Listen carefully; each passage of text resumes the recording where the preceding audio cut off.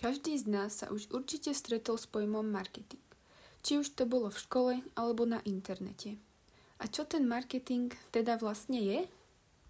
Dnes tu sedím s Luciou Červenou, študentkou obchodnej akadémie. Ahoj, mohla by som sa ťa spýtať zo pár otázok? Ahoj, jasne, môžeš. Stretla si sa už niekedy s pojmom marketing? Áno, stretla už veľakrát. A kde, ak sa môžem spýtať? Tak hlavne v škole, keďže študujem na obchodnej akadémii, ale aj na internete. A vedela by si bližšie povedať, čo to ten marketing znamená?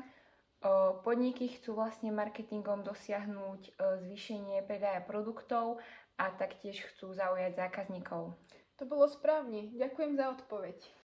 Marketing je spôsob, akým firmy komunikujú so zákazníkmi, aby ich presvedčili, že práve ich produkt alebo služba je tou najlepšou voľbou.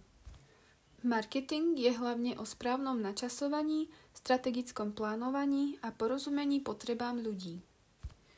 Jednoducho povedané, je to podnikateľský spôsob myslenia, ktorého činnosti a rozhodnutia sú zamerané na trh a zákazníkov.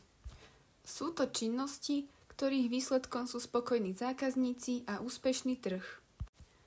Marketing má 4 fázy, ktoré nazývame marketingový algoritmus.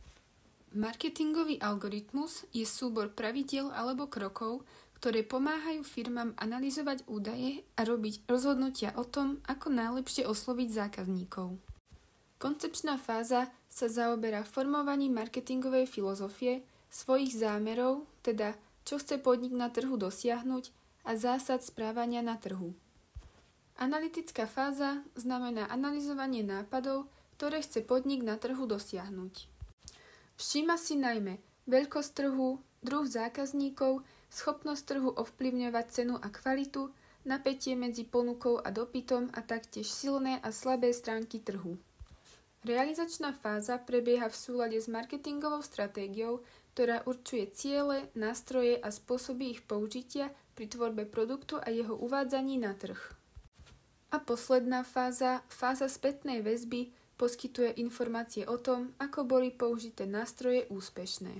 Teda na záver by som chcela zdôrazniť to, že ak by marketing a marketingový algoritmus neexistovali, firmy by mali veľký problém osloviť zákazníkov a presvedčiť ich, že ich produkty alebo služby sú hodnotné.